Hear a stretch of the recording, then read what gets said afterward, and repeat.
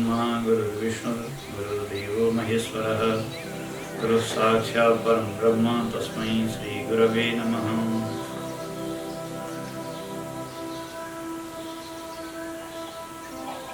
दक्षिणामूर्ति स्तोत्रको ४औं श्लोकको आज क्रम छ। नाना छिद्र घटोदर स्थित महादीप प्रभाभास्वरम् ज्ञानं यस्य तु चक्षुरादिकरणद्वारा बहिस्पन्दते जानामीति तमेव भान्तमनुभाति तत्समस्तं जगत् तस्मै श्रीगुरुमूर्तये नमः इदं श्रीदक्षिणामूर्तये। आचार्य शंकर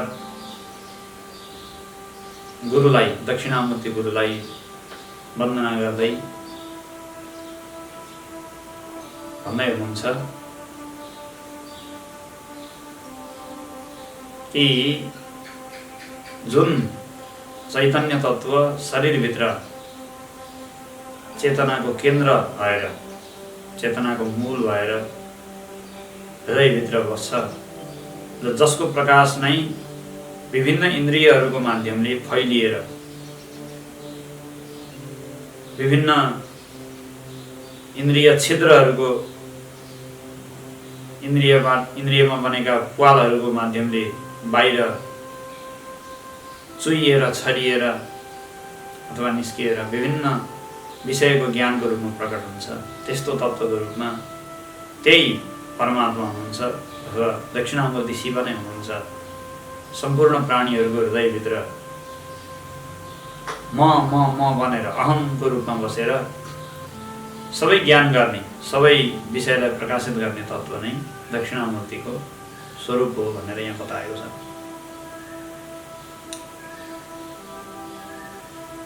आफ्नो गुरुलाई दक्षिणामूर्तिसँग लगेर शङ्कराचार्य जोड्दै हुनुहुन्छ र भगवान शङ्कराचार्यको सन्दर्भमा एउटा कुरा बुझ्नुपर्छ कि वेदान्तमा दुई थरी गुरु परम्परा छ। एउटा नारायणबाट आरम्भ भएको र अर्को दक्षिणामूर्तिबाट आरम्भ भएको। नारायणबाट आरम्भ भएको गुरु परम्परामा नारायणम पद्मभगम वशिष्ठम शक्तिम च तत्पुत्र पराशरं च धेरैजसो साधु सन्तहरूले प्रवचन गर्ने क्रममा आरम्भमा मङ्गलाचरण गर्दा आफ्नो गुरु परम्पराको स्मरण गरेको सुनिन्छ। नारायण भगवान नारायणले ब्रह्माजीलाई ज्ञान प्रदान गर्नुभयो। ब्रह्माजीले वशिष्ठलाई, वशिष्ठले आफ्ना पुत्र शक्तिलाई, शक्तिले आफ्नो पुत्र पराशरलाई, पराशरले आफ्ना छोरा व्यासलाई, व्यासले आफ्ना पुत्र सुखदेवलाई, यसरी सुखदेवसम्म चाहिँ पुत्र परम्परामा त्यो ज्ञान आयो। पुत्र बाउले छोरालाई, पिताले पुत्रलाई ज्ञान प्रदान गर्ने। त्यसपछि अनि पुत्र परम्परा रहेन। त्यसपछि विरक्तको परम्परा भयो। किन सुखदेव त विरक्त हुनुभयो। परमहंस हुनुहुन्थ्यो सुखदेव। त्यही भएर भागवतलाई पारमहंस्याम संहितायाम भनेर लेखेको छ। परमहंस संहिता मानिन्छ भागवतलाई। अब त्यहाँदेखि शिष्य परम्परा सुरु भयो, जसलाई नाद परम्परा पनि भनिन्छ। एउटा बिन्दु परम्परा हुन्छ, एउटा नाद परम्परा। बिन्दुबाट रजवीर्यबाट बनेको सन्तानलाई बिन्दु परम्परा भनिन्छ भने ज्ञान शब्द अथवा वेद मन्त्रको द्वारा जो आफ्नो मन्त्रको अथवा ज्ञानको कुल हुन्छ त्यसलाई नाद परम्परा भनिन्छ। सुखदेव पछि अनि नाद परम्परामा यो वेदान्तको धारा गयो। सुखदेवले गौडपाद आफ्ना शिष्यलाई, गौडपादले त्यस्तै परमहंस विरक्त गोविन्दपादले झन् त्यस्तै विरक्त शिवांश शङ्कराचार्यलाई यसै गरी वेदान्तको परम्परा छ जो सबैले बुझेकै छ, प्रसिद्ध पनि छ।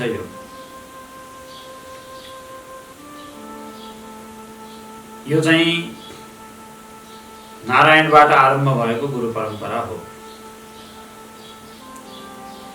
यसमा बताएर उपदेश गरेर शब्दहरूको प्रयोग गरेर वाणीद्वारा शिष्यलाई कुरा बुझाउने, यो चाहिँ नाद शब्दको ध्वनिको मार्फत, ध्वनिको माध्यमले उपदेश गर्ने यो परम्परा हो, जसको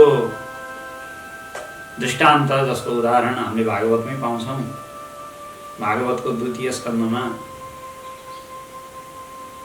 चतुश्लोकी भागवत भन्ने प्रकरण छ, जहाँ भगवान नारायणले ब्रह्माजीलाई वेदान्तको सिद्धान्त संक्षिप्त रूपमा उपदेश गर्नुभएको 4वटा श्लोक छ।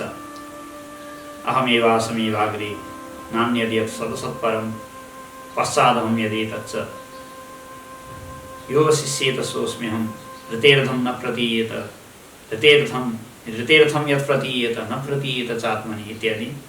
त्यहाँ आत्माको, मायाको, जीवको अनि अवस्थाहरूको, 3 अवस्थाहरूको र अन्वय व्यतिरेकको समेत चर्चा छ। जो वेदान्तको मूल अद्वैत सिद्धान्त, ब्रह्माद्वैत सिद्धान्तमा जस्तो विकसित स्वरूप छ नि, दर्शनको जुन एकदम पर्याप्त, ती सबै बिन्दुहरूको संक्षिप्त रूपको चर्चा त्यहाँ चतुश्लोकी भागवतमा देखा पर्छ। मायाको स्वरूप पनि ठ्याक्कै वेदान्तले भने जस्तै अनिर्वचनीय, सत भन्न पनि नमिल्ने, असत भन्न पनि नमिल्ने, त्यही रूपमा मायाको स्वरूप त्यहाँ बताइएको छ। अन्वय र व्यतिरेकको चर्चा छ। यी सबै कुराहरू त्यहाँ आउँछन्।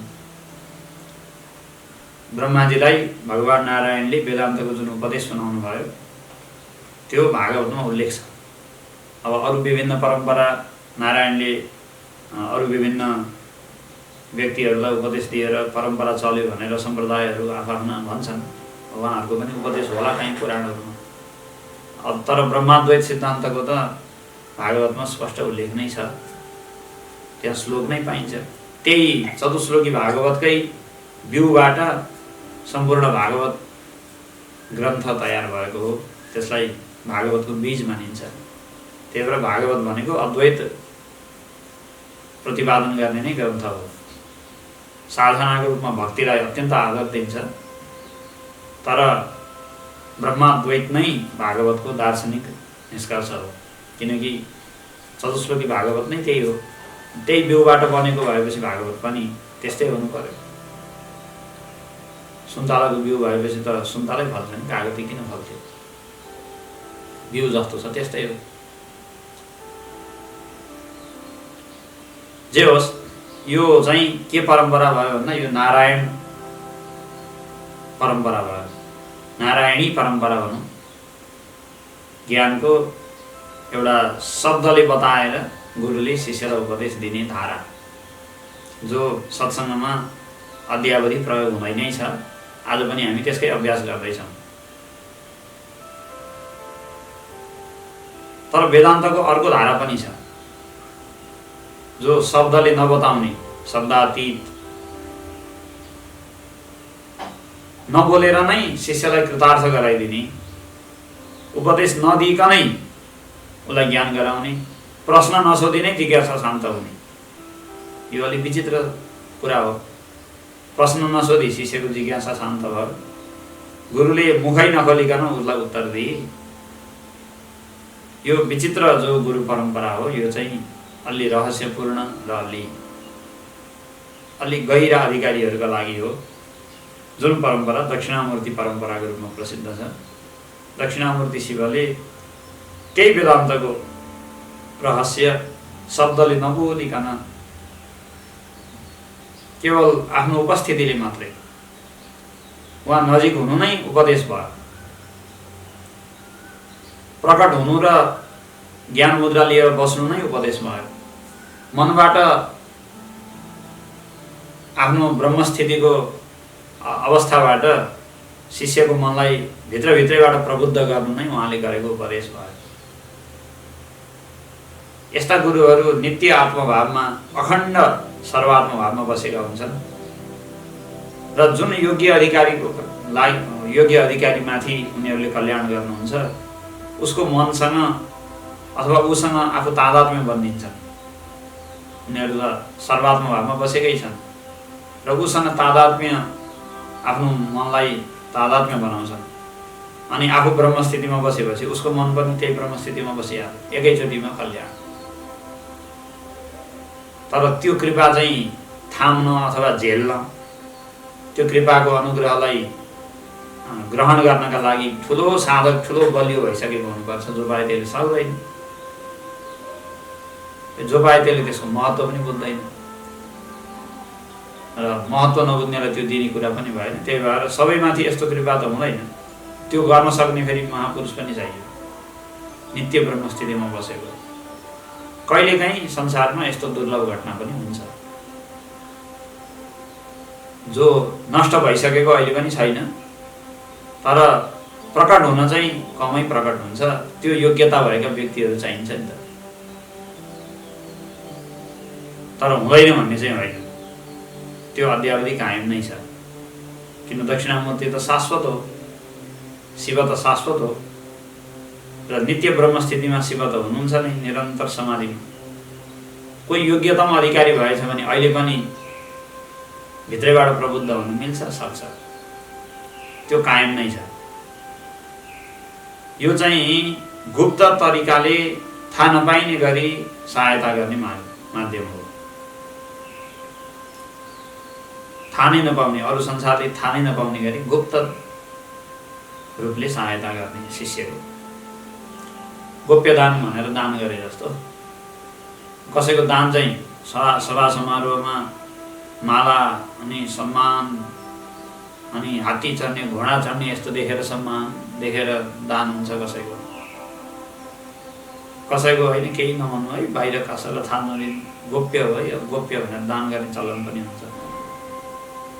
सहायता दुई थरी हुन्छ नि त, एउटा घोषणा गरेर सहायता गर्ने, थाहा दिएर सहायता गर्ने, अर्को गोप्य सहायता गर्ने। दक्षिणामूर्ति चाहिँ गोप्य सहायताको पक्षलाई लिएर बस्नु भएको छ, त्यसमा रुचि छ उहाँलाई। देवताहरू सबैलाई धेरै जसो लुकेर सहायता गर्ने मनपर्छ, उनीहरूको स्वभाव त्यस्तै छ। उपनिषदमा भनिन्छ परोक्ष प्रिया इव हि देवाः, परोक्ष प्रिया इव हि देवाः।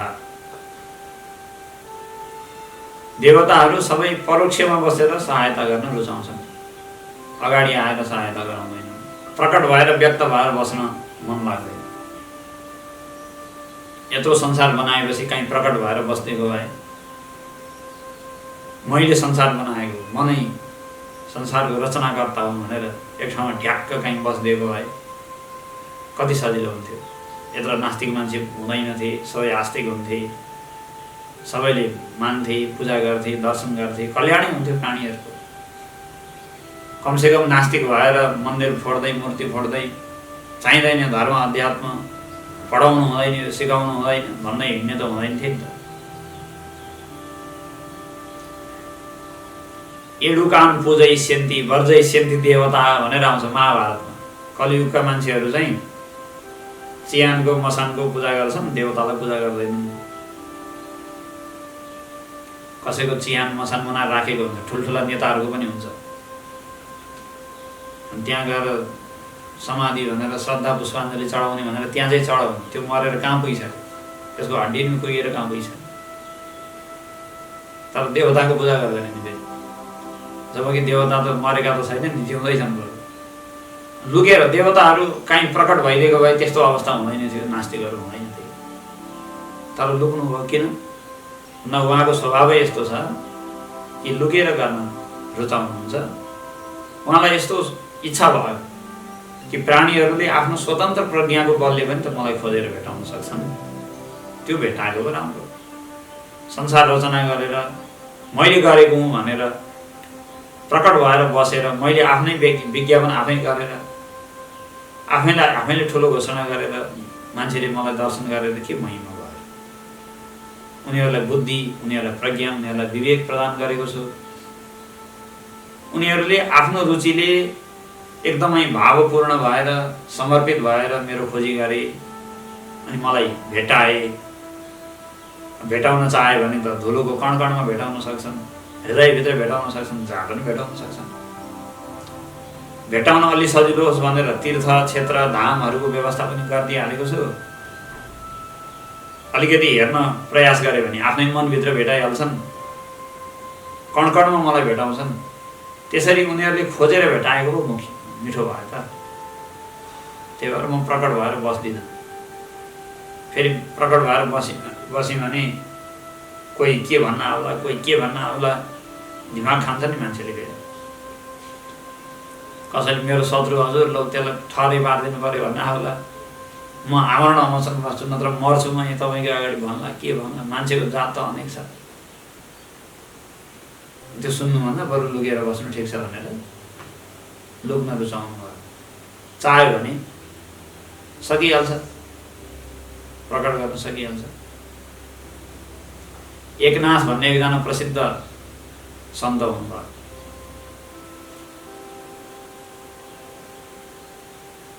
एकचोटि रामेश्वरमा जल चढाउने भनेर गङ्गाजीको जल लिएर तीर्थयात्रामा निस्किनु भएको थियो। अरू पनि साथमा मान्छेहरू थिए।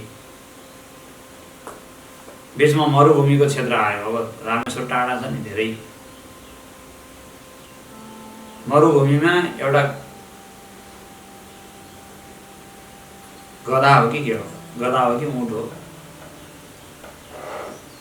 त्यहाँ छटपटाएर प्यासले एकदमै तडपिएर बसिरहेको देखियो।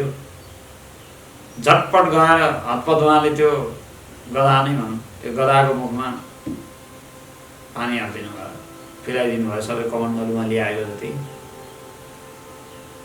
त्यो गधा अस्पृश्य मानिन्छ, छुन हुँदैन। तीर्थयात्रामा आएको मान्छे खाली खुट्टा शिवजीलाई जल चढाउनु भनेर कमण्डलुमा जल बोकेको छ, सर्वनाशै बनायो, कस्तो बुद्धि बिग्रिएको भने सबै साथीले। यसको यात्रा पनि विफल भयो, जलै सकियो। अब कहाँ शिवजीलाई चढाउने, गधा छोइयो। के गरेको यस्तो बुद्धु? उहाँले भन्नुभयो अब रामेश्वर भेट्न त अलि टाढा छ, बाटैमा भेटिसक्नुभयो, अब कहाँ जानु? अब यहाँ यत्रो दुखी प्राणीको रूपमा रामेश्वर त बस्नु भएको छ नि, को छ र भने साथीहरू निस्के, तिनलाई गाली गर्दै निस्के। पानी पिलाएर तृप्त भएपछि त्यही एकदमै उहाँलाई त्यही समाधि भयो। के भयो के भयो? उहाँको जो समर्पणको भाव हो, निष्ठाको एकदम उच्चतम तहमा पुग्यो। नमन्दै त्यो गधाको रूपमा त भगवान् शिवै प्रकट हुनुभयो। रामेश्वर भगवान्ले त्यहीँ दर्शन दिनुभयो, गधामै शिव आउनुभयो। उहाँको एकनाथको चरित्रमा यस्तो वर्णन आउँछ। चाह्यो भने, निष्ठा भयो भने जहाँ पनि प्रकट गर्न सक्छन्, लुकेर बस्नुहुन्छ। यो लुकेर सहायता दिने रुचि हो परमात्माले। दक्षिणामूर्तिको त्यस्तै रुचि छ, लुकेर सहायता गर्ने, देखिएर सहायता नगर्ने। देखिएर सहायता गर्न खोज्यो भने झन्झटमा फसिन्छ। किन भन्दा मान्छेका विभिन्न थरी समस्याहरू हुन्छ। देखा परेर सहायता गर्न खोज्ने बित्तिकै केवल अध्यात्मको मात्रै सहायता गर्छु भनेर सुख पाइँदैन। विभिन्न थरी लौकिक कुराहरू पनि आउँछन्। देखिएर म तिमीलाई सहायता गर्छु भन्ने बित्तिकै आफूले चाहेको मात्रै सहायता गरेर हुँदैन, उसले चाहन्छ के त्यो जम्मै गर्नुपर्छ।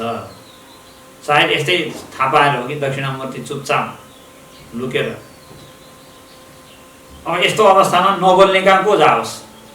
जो एक अक्षर एक शब्दै बोल्दैन, मुखैबाट निकाल्दैन, नबोल्ने मान्छे कहाँ को जाए? अरू समस्या लिएर जान मिलेन नि। अब केवल उहाँको उपस्थितिबाट आफ्नो कल्याण गर्न चाहने, त्यस्तो भित्री चेतनालाई मात्रै मूल्याङ्कन गर्ने कोही त्यस्तो योग्य अधिकारी रहेछ भने त्यो मान्छे मात्रै त्यस्तो गुरुको नजिक पुग्छ अनि उसले आफ्नो उद्धार गर्छ। त्यही भएर दक्षिणामूर्तिको गुरु परम्परा मौन परम्परामा विश्वास गर्ने परम्परा हो। र भगवान शङ्कराचार्य यी दुईटै गुरु परम्परासँग सम्बन्धित हुनुहुन्छ।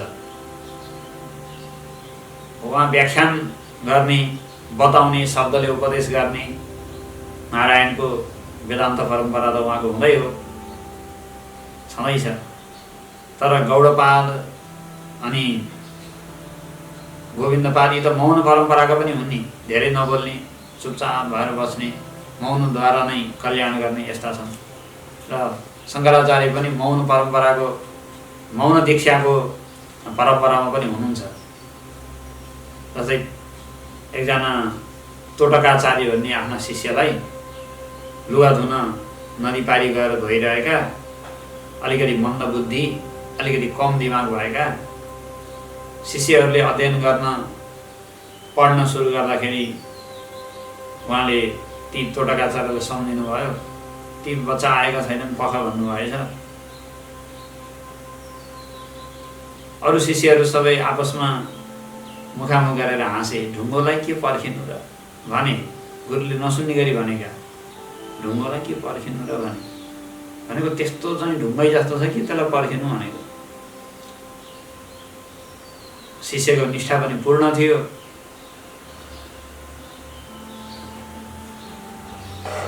त्यसपछि गुरुको मनभित्रबाट अनुग्रह पनि बढ्यो। यिनीहरूले त्यसलाई हेर्दा रहेछन् पख भनेर भित्रैबाट यहीँबाट स्वाट्टै कल्याण बर्साइदिनु भयो। यहीँबाट ऊ कपडा धोइरहेको छ, केही गरेको छैन। गुरुको नजिक आएर प्रश्न सोधेको पनि होइन,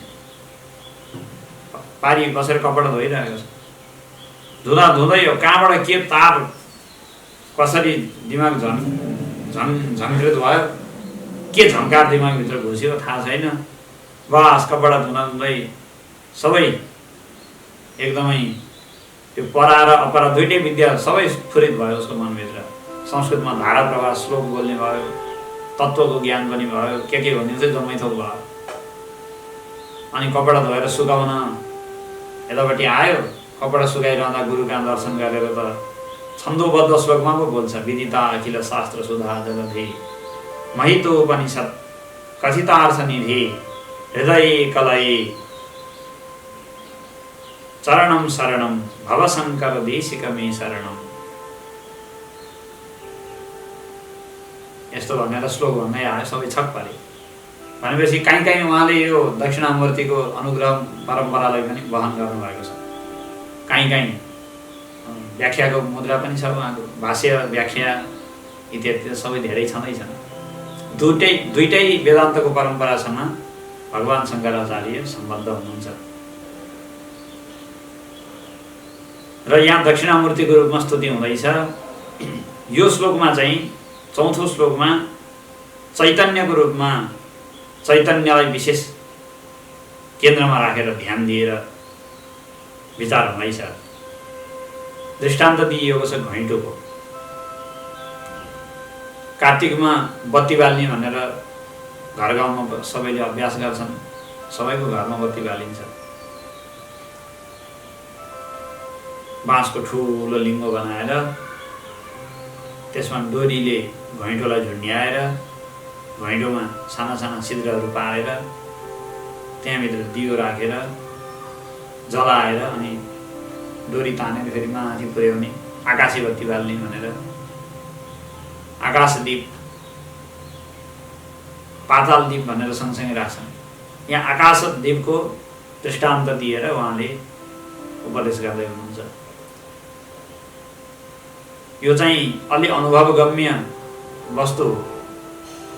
जगतको संसारको कारण, संसारलाई परमात्माले रचना गर्नुभएको भन्ने कुरा चाहिँ जीवात्माले शास्त्रको प्रमाणद्वारा मान्ने हो। कार्य भएपछि कारण अवश्य हुन्छ, चाहियो भनेर मान्ने हो। तर जब आफ्नै हृदयभित्र चैतन्यको रूपमा रहेको परमात्माको वर्णन हुन्छ, त्यो चाहिँ नित्य अनुभवमा आएको कुरा हो नि। प्रत्येक तत्त्वको रूपमा, प्रकाशकको रूपमा, साक्षीको रूपमा, इन्द्रिय मन बुद्धि सबैका विभिन्न चेष्टाहरूलाई प्रकाशित गर्ने तत्त्वको रूपमा यहाँ आत्माको उपदेश छ। नाना छिद्र घटोदर स्थित महान दीपक प्रभा भास्वरम। जसरी एउटा घैँटो विभिन्न छिद्र बनाइयो, त्यहाँभित्रको दियोको प्रकाश छिद्रको माध्यमले, प्वालको माध्यमले विभिन्न दिशाहरूतर्फ निस्किन्छ। प्रकाशको धारा निस्केको देखिन्छ, पूर्वतिर, पश्चिमतिर, उत्तरतिर, दक्षिणतिर किरणको धारा निस्किन्छ। सबैतर्फ उज्यालो यसरी फैलिन्छ। दियो देखिँदैन, तर त्यो प्वालबाट निस्किएको दियोको प्रकाशको धारा चाहिँ देखिन्छ। अनि मान्छे त्यसलाई नमस्कार गर्छन्। उज्यालोको एउटा धारा बनेपछि नमस्कार गर्छन्।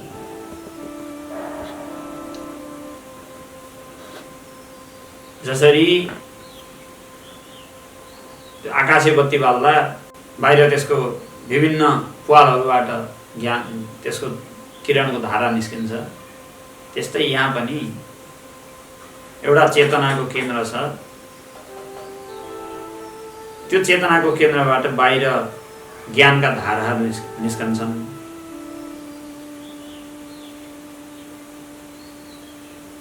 चक्षुरादिकरणद्वारा भनेर बताउनु भएको छ। त्यहाँ प्वाल, घैँटोमा प्वाल बनाइएको छ। त्यो प्वालको माध्यमले प्रकाश निस्किए जस्तो यहाँ चाहिँ इन्द्रिय रूपी प्वाल बनाएको छ। त्यो इन्द्रिय रूपी प्वालको माध्यमले अनि प्रकाशको धारा निस्किन्छ बाहिर। भनेपछि घैँटोको ठाउँमा राख्नु पर्यो अन्तःकरणलाई, सजिलो शब्दमा भन्दा मनलाई। त्यो घैँटोमा परेको प्वालको ठाउँमा राख्नु पर्यो इन्द्रियलाई। इन्द्रिय भनेको के हो र? मनमा परेको प्वाल त हो हैन? मन बहिर्मुखी भयो, मनले विभिन्न दृश्य पदार्थलाई प्रकाशित गर्न थाल्यो।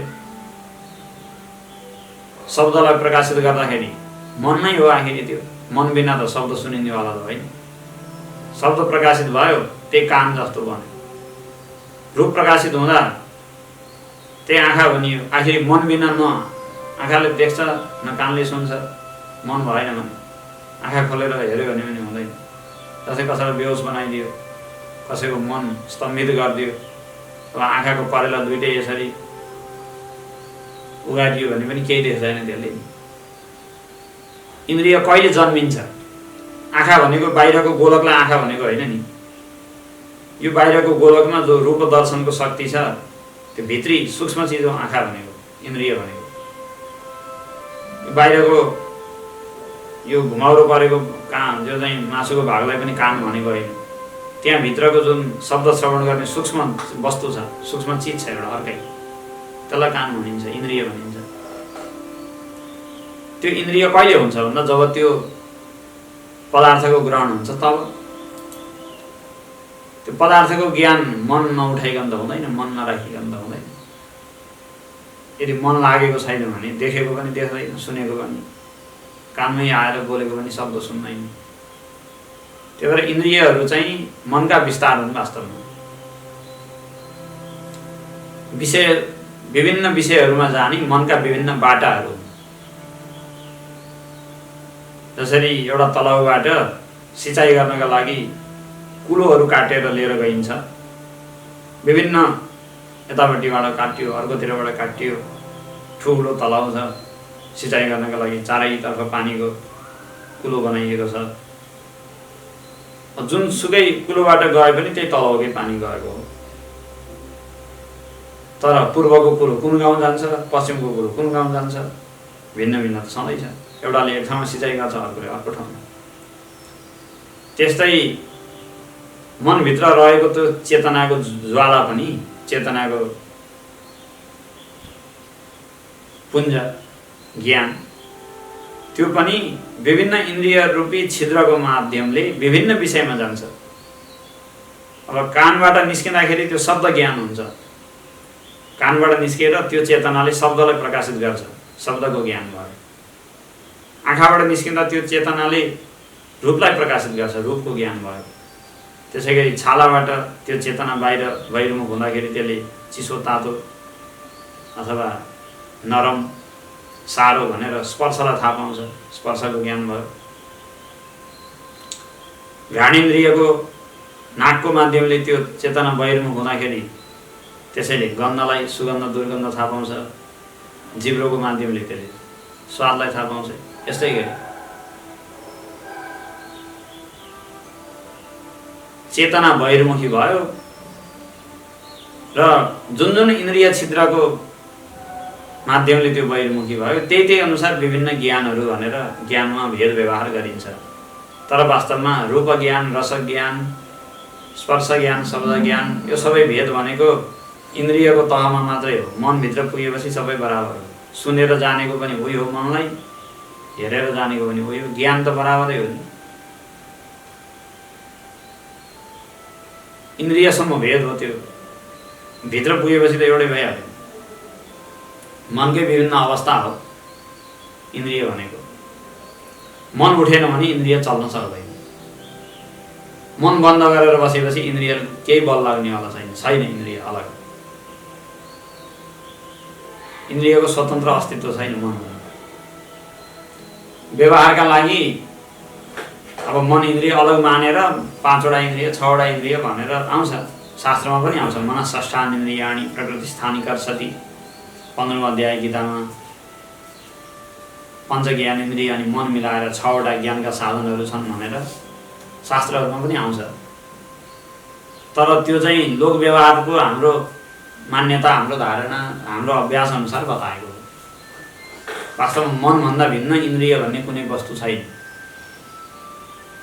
मन नउठिकन कोही मान्छे एकदमै आत्मलीन भएर बसेको छ भने उसले सुन्दैन, देख्दैन, थाहा पाउँदैन केही।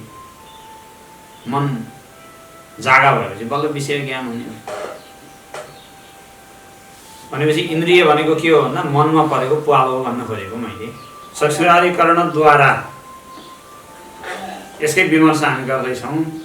आकाशे बत्ती बाल्ने क्रममा जसरी घैँटोमा छिद्र बनाइन्छ, त्यस्तै यहाँ अध्यात्ममा पनि त्यसको रूपकलाई घटाउँदाखेरि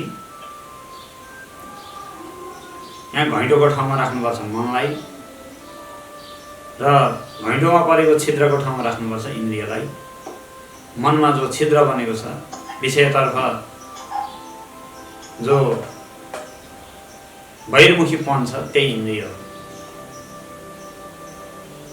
अब यो त वेदान्तको हिसाबको व्याख्या भयो, यसमा कुनै प्रमाण पनि छ कि भन्ने कुरा आउँछ। भागवतमा सृष्टिको जब प्रसङ्ग आउँछ 2य स्कन्धमा, त्यहाँ विराट पुरुषको सृष्टिको आएको छ। 2य स्कन्धको 10औं अध्यायमा, अन्तिम अध्याय। त्यहाँ चाहिँ के भनेको छ भन्दा विराट पुरुषको इन्द्रियको उत्पत्ति बताउने क्रममा गतिम जिगी सतः पादौ दिदृक्ष्योः अक्षिणी निर्भिन्ने, यस्तो शब्दहरू आउँछ। जब विराट पुरुषले रूपलाई हेर्ने इच्छा गर्यो अनि प्वाट्ट फुट्यो अरे, अनि अक्षी इन्द्रिय गोलक प्रकट भयो, त्यहाँ चक्षु इन्द्रिय प्रकट भयो। पहिला त विराट पुरुष त एउटा अवयव, एउटा विभिन्न अङ्गहरूमा अभिव्यक्त भइसकेको थिएन। त्यसमा विभिन्न इन्द्रियहरू प्रकट हुने क्रममा उसलाई भित्र मनमा पहिला इच्छा भयो रूप हेरौँ भनेर, अनि शरीरमा तत्काल प्रतिक्रिया भयो उसको समष्टि शरीरमा, विराटको समष्टि शरीरमा चक्षु इन्द्रिय बन्यो। त्यसै गरी उसलाई लिने इच्छा हुँदाखेरि हात, अनि उसलाई सुन्ने इच्छा भयो, सुन्ने इच्छा हुँदाखेरि कान, चाख्ने इच्छा हुँदाखेरि प्वाट्ट फुट्यो। यसै गरी निर्भिन्ने भनेर, निर्भिन्न भनेको फुट्यो, भित्रबाट फुटेर अनि निस्क्यो। त्यो चल्लाले भित्रबाट फुटाएर अन्डा फुटाएर निस्किन्छ नि, त्यस्तै भित्रको कामनाले मनको आवरणलाई फुटाउँछ। जसरी अन्डालाई फुटाएर चल्ला बाहिर निस्किन्छ, त्यसै भित्र जब कामना उत्पन्न हुन्छ, रूप रस गन्ध स्पर्श शब्द इत्यादिलाई ग्रहण गर्ने कामना, अनि कतातिर घोच्ने हो कामनाको त्यो तिखो घोचोले घोच्छ मनलाई, अनि यतातिर फुटाउँदाखेरि चक्षु इन्द्रिय भयो, अर्कोतिर फुट्दाखेरि शब्द ग्रहण गर्ने इच्छाले अर्कोतिर फुटायो, श्रोत्रेन्द्रिय भयो, विभिन्न ठाउँमा मनमा छिद्र परेको परेन। यसरी इन्द्रियको उत्पत्ति भयो भनेर विराट पुरुषको इन्द्रियको उत्पत्तिको क्रममा भागवतमा यो कुरा आएको छ। अब यत पिण्डाण्डे तत् ब्रह्माण्डे भन्ने हाम्रो नियम छ। विराटको त्यसरी इन्द्रिय उत्पत्ति भएपछि यो कुरा यहाँ मान्न पनि हाम्रो मान्न मिलिहाल्यो।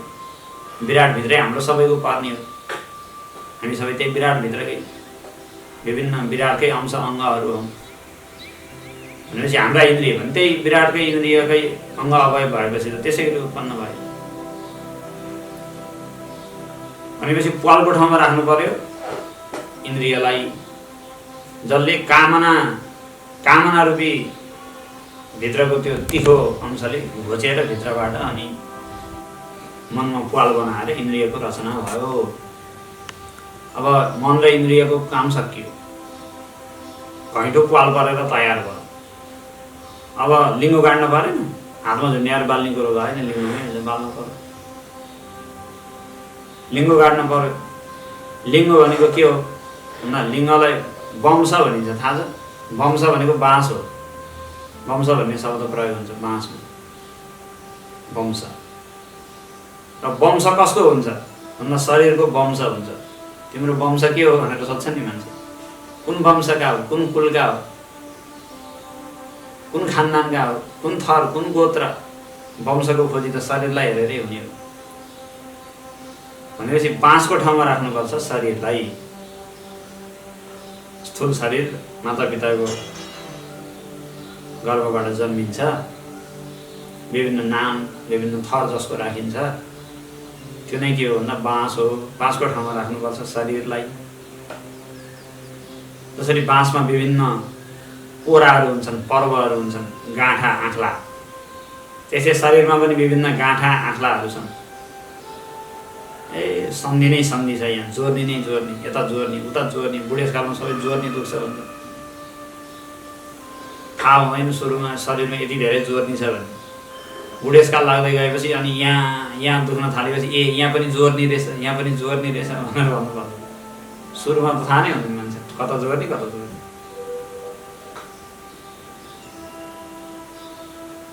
बाँसको ठाउँमा राख्नुपर्छ स्थूल शरीरलाई। अनि बाँस गाडेर मात्रै पनि भएन, त्यो घैँटोलाई झुन्ड्याउने डोरी पनि चाहियो, जसले बाँसमा झुन्ड्याउँछ, तलमाथि गर्छ, झुन्ड्याउँछ। त्यो डोरीको ठाउँमा कसलाई राख्ने भन्दाखेरि डोरीको ठाउँमा राख्नुपर्छ प्राणलाई। यो आकाशे दीपलाई अध्यात्ममा घटाउँदैछौँ है हामी। प्राणलाई चाहिँ डोरीको ठाउँमा राख्नुपर्छ। किन भन्दा प्राणले नै शरीरमा इन्द्रिय मन सबैलाई बाँधेर राखेको छ। सूक्ष्म शरीरलाई यो स्थूल शरीरमा बाँधेर राख्ने काम कसको हो भन्दा प्राणको। प्राण यहाँ हुन्जेल मन इन्द्रिय सूक्ष्म शरीर सबै यहीँ छ। प्राण यहाँबाट निस्केर जाने बित्तिकै सँगसँगै इन्द्रिय मन इत्यादि सबै सँगसँगै अन्यत्र अर्को शरीरमा अर्को लोकमा जान्छन्। प्राणबन्धनम हि सौम्य मनः उपनिषदको भनाइ हो, छान्दोग्य उपनिषदको भनाइ हो। प्राणबन्धनम हि सौम्य मनः। हे बाबु, मन चाहिँ प्राणको बन्धनमा छ। प्राणले जहाँ लिएर जान्छ मन त्यहीँ जान्छ। अहिले यो शरीरमा प्राण अड्डिएर बसेको छ, त्यही भएर हाम्रो मन यहीँ छ। यहीँको सुख, यहीँको दुःख, यहीँको अनुकूल प्रतिकूललाई हामीले आफ्नो अनुकूल प्रतिकूल सुख दुःख भनेका छौँ। केही समयपछि यस्तो हुन्छ, प्राण यो शरीरबाट निस्केर गयो, अर्को शरीरमा पसिहाल्यो तत्कालै। अब एकै घन्टा 2 घन्टाको फेरबदल हो। त्योभन्दा अघिसम्म एउटा शरीरलाई अनुकूल प्रतिकूल हुँदाखेरि मलाई चिसो तातो भन्थ्यो। अब अर्को शरीरमा घुसिसकेपछि यसलाई भन्दैन, उताको शरीरलाई लिएर फेरि मलाई दुख्यो, मलाई चिसो, मलाई जाडो, मलाई गरिब भन्छ। अर्कोलाई लिएर भन्छ।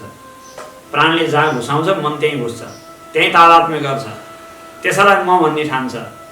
अनि त्यहीँ सुख र दुःखको अनुभव गर्छ, त्यहीँ शत्रु र मित्रको सृजना गर्छ, त्यहीँ संसार बनाउँछ फेरि। अनि प्राणले टिपेर फेरि अर्को ठाउँमा फालिदिन्छ। फालेपछि त्यहीँ घर जम, त्यहीँ पुत्र परिवार इष्टमित्र बन्धु बान्धव जग्गा जमिन अंश बन्डा ओहो जात्रा छ कुराकानी। त्यो माछा निकाल्ने मान्छेले तलबाट माछा टिप्दै बाहिरपट्टि किनारमा फाल्दै धेरै हल्लियो भने अर्कोतिर फुत्तै यसो फाल्दै गर्छ नि, फालिरहेको देखिन्छ। कहिले यताबाट उता, कहिले उताबाट उता फाल्छ। फाले जस्तै प्राणले टिप्दै मान्छेको मनलाई कहिले एउटा शरीरमा फाल्छ, अर्को शरीरमा फाल्छ, फाल्छ। जहाँ फाल्छ त्यहीँ फेरि उसले यही हुँ म त लौ भन्छ। फेरि जुन शरीरमा फालिदियो त्यसैलाई म भन्यो, अनि त्यही अनुसार व्यवहार गर्यो। भनेपछि कसले बाँध्यो शरीरमा मनलाई, कसले बाँध्यो इन्द्रिय मनलाई जम्माले लगाएर, कसले बाँध्यो भन्दा प्राणले बाँध्यो। प्राण डोरी हो। त्यही भएर वायुलाई सूत्र आत्मा भनिन्छ उपनिषदमा। सूत्रम ब्रूहि भनेर गार्गीले प्रश्न गरिन् याज्ञवल्क्यलाई। बृहदारण्यको उपनिषदमा। अनि वायुर्वै तत्सूत्रम, वायु नै सूत्र हो। याज्ञवल्क्यले उत्तर दिए सम्पूर्ण ऋषि समाजलाई, वायुलाई नै सूत्रात्मा भनिन्छ, किन भन्दा बान्ने काम वायुकै हो, त्यही प्राणले गरिरहेको छ। शरीरमा बाँध्छ इन्द्रियहरूलाई भनेपछि डोरीले बाँधेर घैँटोलाई झुन्ड्याए जस्तो प्राणले इन्द्रिय मनलाई शरीरमा बाँधेर राखेको छ। योगीहरू जो विशेष प्राणायामको अभ्यास गर्छन् उनीहरूले आफ्नो शरीरलाई, प्राणलाई एकछिन निकालेर अर्को शरीरमा घुसाउनु पनि सक्छन्, किन प्राण निकाल्ने बित्तिकै इन्द्रिय मन निस्किहाल्छ। अनि परकाय प्रवेश गर्ने, अर्काको शरीरमा गएर फेरि घुस्ने, फेरि फर्केर आउने, त्यस्तो पनि छ नि योगमा सिद्धिहरूको वर्णन गरिन्छ। शङ्कराचार्यले त्यही सिद्धिको प्रयोग गर्नुभएको छ आफ्नो जीवनमा। एकचोटि एउटा मरेको राजाको शरीरमा छिरेर अनि फेरि फर्केर आउनुभएको कथा छ। त्यो सबै प्राणको सिद्धि हो। प्राणले जहाँ लिएर गयो त्यहीँ जाने हो इन्द्रिय मन। प्राण निक्लेर बाहिर निस्क्यो अनि फेरि भित्र आयो। योगीको लागि चाहिँ, सिद्ध व्यक्तिहरूको लागि अथवा भगवानका अवतार यस्ता जो सिद्ध कोटिका छन् नि तिनीहरूका लागि प्राण निकाल्नु राख्नु आफ्नो इच्छाको अधीनमा छ। सामान्य जीवको लागि त्यो इच्छाको अधीन छैन, त्यति फरक हो। विशेष तपस्या, विशेष साधना गर्यो भने इच्छाको अधीनमा हुँदै हुन्छ उसको। यसको अर्थ सिद्ध योगीहरू जम्मै किन जिउँदा छैनन् त, सबै किन मरे भनेर प्रश्न आउँदाखेरि उनीहरूलाई इच्छा भएन बस्नु। उनीहरूको प्राण उनीहरूको अधीनमा छ भन्दैमा उनीहरूले बाध्यतावश बाँचिदिइरहनु पर्छ भन्ने हो र? मर्नु चाहिँ नपाउने र? पायो नि त, इच्छा भएपछि पायो नि। भीष्म पितामहलाई इच्छा मृत्युको वरदान थियो, प्राण चाहेपछि मात्रै उहाँको छोड्थ्यो। यो बिजोग जन्जाल संसारको हेरेर बस्नुभन्दा त बरु जानु नै राम्रो भन्नुको जानु हो। नत्र बसेको भए सबै हाम्रो अनुहार देख्नु पर्थ्यो नि त। यो अहिलेको संसारको अनुहार हेर्न लागेको छ र? यो दुर्दशा हेरेर बस्नुभन्दा बरु छोडेकै गएको राम्रो भनेर भाग्नु हो।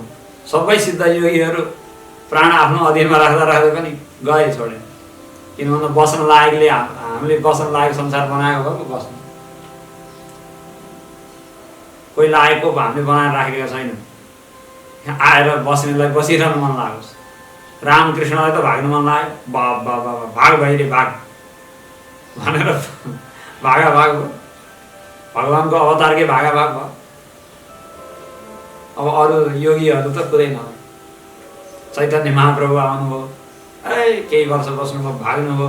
शङ्कराचार्य त यति चाँडै हामीले भगाइदियौँ, 32 वर्षमा भाग भइयो। अब परकाय प्रवेश गरेर अर्को शरीरमा चेतना छिराएर बस्न सक्ने मान्छेले चाहेको भए अहिलेसम्म बाँच्न सक्नुहुन्थ्यो, जति पनि सक्नुहुन्थ्यो। तर बस्न लायकको थिएन, के भएर भाग। प्राण बन्धनमै सौम्य मनः, प्राणले नै मनलाई बाँधेर राखेको छ। शरीर रूपी बाँसमा प्राण रूपी डोरीले मन रूपी घैँटो बाँधिएको छ। त्यसमा इन्द्रिय रूपी छिद्रहरू परेका छन्। यो त अरू बाहिरी कुरा हो। अब मुख्य दियोको कुरा आयो। दियो भनेको के हो भन्दा आत्मा नै त्यो दियो हो, जो निरन्तर चेतनाको धारालाई निरन्तर बगाइरहेको छ। र त्यो आत्मा चेतनाको जो मूल हो, त्यो चेतनाको मूलबाट इन्द्रिय रूपी छिद्रहरूको मार्फत, छिद्रहरूको माध्यमले ज्ञानका विभिन्न धाराहरू निस्किरहेका छन्, जसलाई हामीले रूप ज्ञान, रस ज्ञान, शब्द ज्ञान, स्पर्श ज्ञान, विभिन्न ज्ञानको रूपमा बुझेका छौँ। हुन चाहिँ त्यो आत्माको चैतन्य धारा हो। आत्माको चैतन्य धारा हो, एउटै छ। तर इन्द्रिय छिद्र भिन्न भिन्न भएको हुनाले हामीलाई ज्ञानमा भिन्नता जस्तो लाग्छ। छ ज्ञान तत्त्व एउटै, जान्नेवाला पनि एउटै छ, उसको ज्ञान तत्त्व पनि एउटै हो। आँखाले जसले रूपलाई देख्यो त्योभन्दा कान मार्फत शब्द सुन्नेवाला भिन्न होइन नि, कि भिन्न जस्तो लाग्छ? आँखाको माध्यमले रूपलाई देख्नेवाला, कानको मार्फतले शब्दलाई सुन्नेवाला। जस्तै अहिले यहीँ आँखाले हेरि पनि रहनु भएको छ, कानले सुनि पनि रहनु भएको छ। दुईटा त अहिले इन्द्रिय प्रयोगमा छ। आँखाले रूपलाई देख्नेवाला र कानले शब्दलाई सुन्नेवाला, जिब्रोले चाख्नेवाला, नाकको माध्यमले सुगन्ध दुर्गन्ध सुन्नेवाला भिन्न होइन, एउटै जस्तो लाग्छ मान्छेलाई। म एउटै छु, इन्द्रिय भिन्न भए पनि म एउटै छु। ज्ञाता एउटै हो, ज्ञान एउटै हो। ज्ञानमा भिन्नता चाहिँ इन्द्रियहरूको कारणले भएको, विषयहरूको र इन्द्रियहरूको भिन्नताले ज्ञानमा भिन्नता भएको हो। ज्ञानम यस्य तु चक्षुरादिकरणद्वारा बहिस्पन्दते। स्पन्दते भन्ने शब्दको प्रयोग छ, स्पन्दित भयो। कसैको यस्तो पनि हुनसक्छ कि ज्ञान आफ्नै स्थितिमा आफैलाई प्रकाशित गरेर स्वयं प्रकाश भएर बस्यो, त्यो ब्रह्मज्ञानीको स्थिति हो। किन भन्दा किनकि उसले मनलाई बन्द गर्यो, उसको प्रज्ञा क्षरण भएको छैन। इन्द्रियलाई मनलाई बन्द गर्ने भनेको इन्द्रिय नउठाउने भनेकै हो। इन्द्रियलाई उठ्न दिएन, मनको प्वाल टाल्यो। किन मनलाई त छिद्र बनाएको त वासनाले हो नि त। वासना उठ्न नदिने बित्तिकै मनको प्वाल टालिन्छ। यहाँ त यो मनको प्वाल त कस्तो छ भने एकचोटि बनाएपछि प्वाल परिरहने खालको होइन, यो त हरेक क्षण प्वाल पारिरहनु पर्छ। यसलाई वासना उठाएर प्वाल पारिरहनु पर्छ, तब मात्रै अनि विषयको ज्ञान भइरहन्छ। कुनै एक क्षणमा यदि वासना उठेन र मनमा प्वाल परेन भने त कहाँ विषयको ज्ञान हुन्छ, आत्मा प्रकाशित भइहाल्छ। यो चाहिँ भित्तामा प्वाल पारे जस्तो होइन कि एउटा प्वाल पारेपछि सधैँ बसिरहने भ्वाङ पारे। यो त कुनै अलगत्रा सलगत्रा जस्तो घोल हुन्छ नि द्रव्य, कुनै त्यस्तो प्रकारको त्यस्तो चिज, कुनै अब त्यो सिनको घुसाउन्जेल त्यसमा छिद्र पर्यो, प्वाल पर्यो अथवा चाहिँ गहिरो भयो, निकाल्ने बित्तिकै फेरि सट्टै बराबर सम्म, त्यस्तो खालको हो नि। वासनाले प्वाल पारिरहेको छ निरन्तर। त्यही भएर विषयको ज्ञान हुन्छ इन्द्रियको मार्फत। अब विवेकीले के गर्छ भन्दा वासनालाई उठ्न दिएन, वासना नष्ट भयो, उसको कामना जति सबै हराए, अर्थात् मनभित्रबाट प्वाल पर्न छोड्यो। अहिले लकडाउनको बेलामा ओजन त प्वाल पर्न छोड्यो अरे भनेका छन् नि। भनेपछि भित्रबाट वासनाको ज्वाला उठ्न बन्द हुने बित्तिकै मनको तह प्वाल पर्न छोड्छ। अनि इन्द्रिय छैन, सकियो। त्यसपछि त इन्द्रियको छिद्र बन्द हुने बित्तिकै अब प्रकाश बाहिर निस्केर जाने कुरो भएन। प्रकाश फेरि स्थायी चिज हो, शाश्वत। प्रकाशित चाहिँ भइरहेकै छ। के प्रकाशित हुन्छ त भन्दा आफै मात्रै प्रकाशित हुन्छ। अनि आफू मात्रै निरन्तर आत्मज्योति। अत्रायम पुरुष स्वयं ज्योतिर्भवति। त्यो बेलामा व्यक्ति स्वयं ज्योति हुन्छ, आफैलाई आफ्नो प्रकाशले प्रकाशित गर्छ, आफैमा आफू प्रकाशित हुन्छ। अब संसारका कुनै विषय पनि प्रकाशित भएका छैन। अहिले पनि यद्यपि आत्मा प्रकाशित चाहिँ छ, मनको मार्फतले इन्द्रिय छिद्रहरूको माध्यमले प्रकाश बाहिर निस्किए पनि आफ्नोसँग आफ्नो प्रकाश त छँदैछ। प्वाल परेको घैँटोमा दियो त प्रकाशित छँदैछ नि, आफू पनि बाहिर निस्किएको पनि छ प्रकाश। त्यस्तै यहाँ पनि अहिले पनि आफू प्रकाशित त छ, म छु भन्ने त सबैलाई थाहा छ। तर अहिले चाहिँ विषयहरू प्रकाशित भइरहेको हुनाले तिनीहरूको हो हल्लामा म छु भन्ने कुरा चाहिँ सम्झिन भ्याएको छैन। कुरा यही हो, म छु है, मेरो अस्तित्व छ भनेर आफ्नो अस्तित्वप्रति जागरुक हुन भ्याएको छैन। छन त अहिले पनि अस्तित्व प्रकाशितै छ, सबैलाई म छु जस्तै लाग्छ, म हराएँ जस्तो त लाग्दैन। तर आफ्नो अस्तित्वप्रतिको जो जागरण हो त्यो भएको छैन। किन भन्दा विभिन्न पदार्थहरू अस्तित्वमा देखा परेका छन् र बाहिर हेर्दा हेर्दै आफ्नो अस्तित्व हेर्ने फुर्सदै छैन। अहिले पनि प्रकाशित छ आत्मा, तर अहिले उसको ध्यान त्यतातर्फ गएको छैन। ध्यान नगएको हुनाले, अस्तित्वप्रति जागरुक नभएको हुनाले त्यो ज्ञानको फल हुन सकेको छैन। अरू विभिन्न चिजले थिचिन्।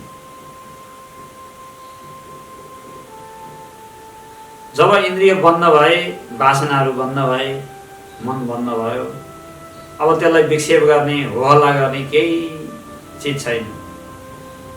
अब त आफू मात्रै प्रकाशित छ। त्यही भएर एकदमै आत्माको निरन्तर अखण्डाकार वृत्ति भन्छ नि, अखण्ड वृत्ति भन्छ।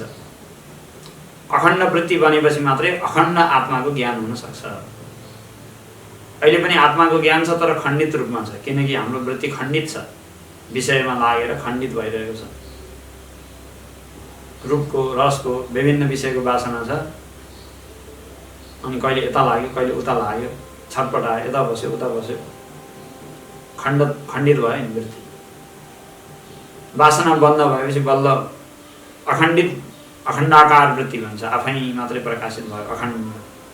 र अखण्डाकार वृत्ति भनेपछि बल्ल आफ्नो वास्तविक अखण्ड स्वरूप अनुभवमा आउँछ, अनि बल्ल आत्मज्ञानको फल मिल्छ। त्यही कुरा यहाँ बताउनु भयो, नाना छिद्र घटोदर स्थित महा दीप प्रभाभास्वरम ज्ञानम यस्य तु चक्षुराधिकरण द्वारा बहिस्पन्दते। बाहिर स्पन्दित भएको छ जसको ज्ञान वासनाले गर्दाखेरि बाहिर बगिरहेको छ। शिवको चेतना नै बाहिर स्पन्दित हुँदाखेरि अनन्त जीव र अनन्त जगतको रूपमा देखा परेको छ। त्यही दक्षिणामूर्ति शिवको चेतना हो। र त्यही यदि अन्तर्मुख भयो भने फेरि अनन्त जीव र अनन्त जगतबाट फेरि अद्वितीय शिव भावमै प्रकट हुन्छ। त्यही भएर भन्नुभयो, जानामीति तमेव भान्तम अनुभाते तत् समस्तम जगत। यो सम्पूर्ण जगत जो पहिला प्रकाशित भएपछि मात्रै अनि जगत प्रकाशित हुन सक्छ, त्यस्तो हुनुहुन्छ परमात्मा अथवा आत्मा हुनु। म भनेको के हो भन्दा अहम भनेर पहिला आफू प्रकाशित भएपछि अनि बल्ल यो त्यो वस्तु विषयहरू प्रकाशित हुन्छन्। आफूलाई नजानिकन वस्तुलाई जान्न मिल्दैन। म नभइकन मेरो लागि कुनै वस्तु हुन सक्दैन। घैँटोलाई देख्दा पनि मैले म छु भन्ने कुरा जानिरहेको छु, मलाई नजानिकन घैँटोको ज्ञान कसलाई बताउँछु? कुनै पनि विषयको ज्ञान हुँदा पनि आत्माको ज्ञान भएको हुन्छ। आत्माको अज्ञान भन्ने चिज सम्भव छैन, त्यो शब्द मात्रै हो, शब्दमा छ तर यथार्थमा छैन। आत्माको अज्ञानले संसार खडा हो, शब्दमा मात्रै छ। त्यो भन्दाखेरि प्रक्रियामा भन्न पर्यो, तर आत्माको अज्ञान भन्ने चिज यथार्थमा छैन। किन भन्दा आत्मा प्रकाशित नभइकन संसार प्रकाशित हुनै सक्दैन। आत्मा अज्ञात हुन सक्ने चिजै होइन, आत्मा ज्ञान स्वरूप हो। ज्ञान स्वरूप वस्तु अप्रकाशित कसरी हुने? नित्य प्रकाशित वस्तु हो आत्मा। तर अज्ञान किन भनिन्छ भन्दाखेरि जुन रूपमा प्रकाशित हुनुपर्ने हो त्यो रूपमा प्रकाशित हुन सकेन। जुन अखण्ड रूपमा आत्मा प्रकाशित हुनुपर्ने हो त्यसरी अखण्ड रूपमा प्रकाशित हुन सकेन। किन वृत्ति अखण्ड बनेन। वृत्ति अखण्ड नबन्ने बित्तिकै अखण्ड आत्मा प्रकाशित हुन सकेन, खण्ड खण्डमा प्रकाशित भयो।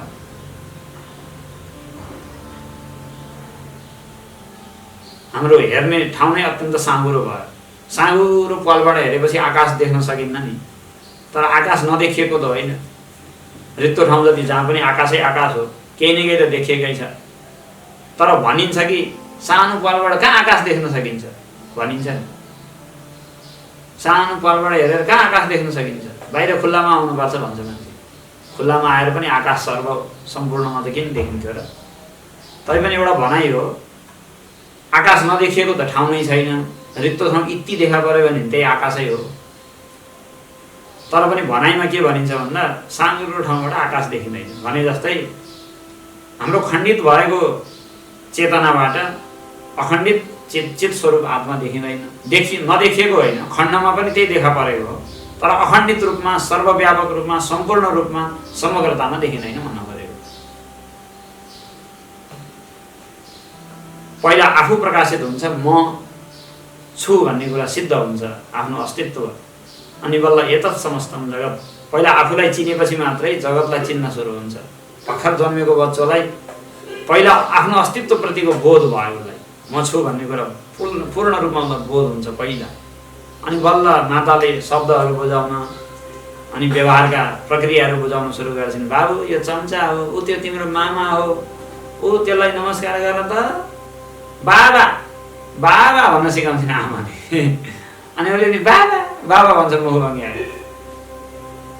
पहिला ऊ आफ्नो अस्तित्वप्रति एकदम जागृत भएर म छु भन्ने कुरा उसलाई स्पष्टतया ज्ञान भइसकेपछि अनि शब्दको अभ्यास, व्यक्तिहरूलाई जान्ने अभ्यास, वस्तुहरूको अभ्यास, भाषाको अभ्यास, कलाको अभ्यास, विज्ञानको अभ्यास, यी सबै पछि आएका हुन् नि।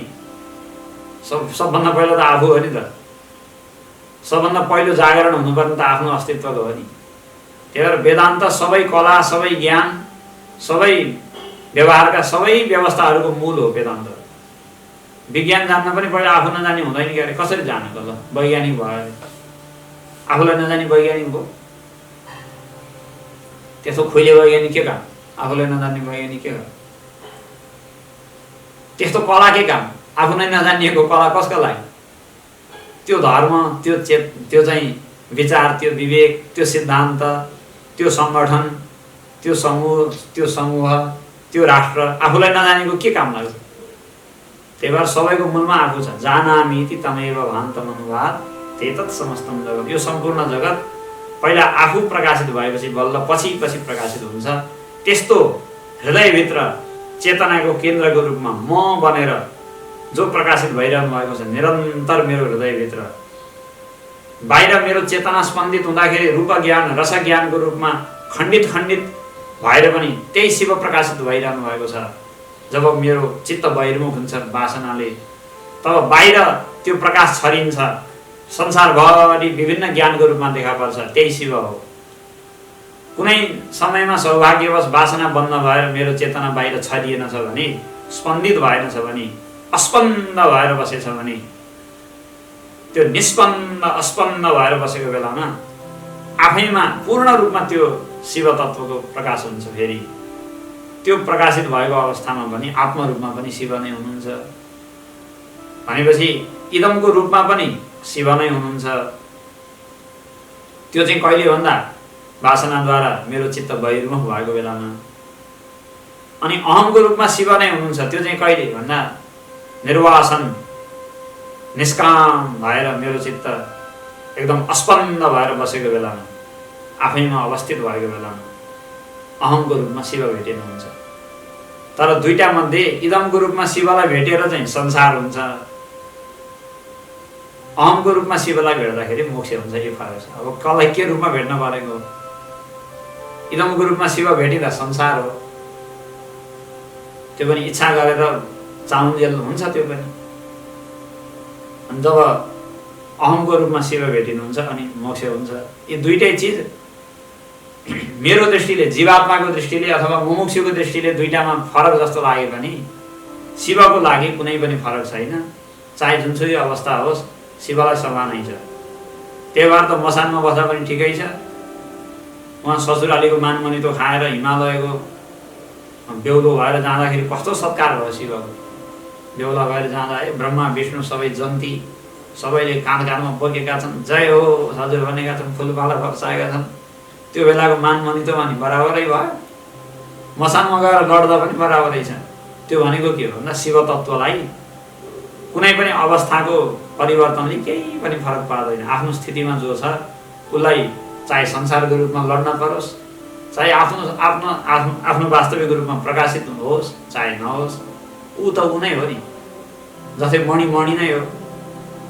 कुनै ढुङ्गामा थिचिएर माटोभित्र दबिएर बस्दा पनि मणिको लागि आफ्नो अस्तित्व उही हो। एकदमै पुछिएर त्यो हिरा व्यापारी, मणिहरूको व्यापारीको दोकानमा रातो कपडामा सिसाको यस्तो बाकस भित्र सानो चाहिँ भाँडाभित्र डब्बाभित्र एकदम पुछी त्यसले राख्छ एकदमसँग। त्यो गरेर राख्दा पनि मणिलाई केही बढी र घडी त केही भएको छैन। त्यस्तै त्यो तत्त्व चाहिँ निरन्तर प्रकाशित छ। त्यस्तो संसार र मोक्ष दुवै अवस्थामा इदम रूपमा र अहम रूपमा प्रकाशित भइरहने त्यस्ता दक्षिणामूर्ति शिव, मेरा गुरु त्यही दक्षिणामूर्ति शिवकै स्वरूप हुनुहुन्छ। त्यस्ता गुरुमूर्ति दक्षिणामूर्तिलाई म वन्दना गर्छु भनेर यहाँ यो 4औं श्लोकमा वन्दना गरिएको छ। ओम पूर्णमदः पूर्णमिदं पूर्णात् पूर्णमुदच्यते पूर्णस्य पूर्णमादाय पूर्णमेवावशिष्यते। ओम शान्ति शान्ति शान्ति।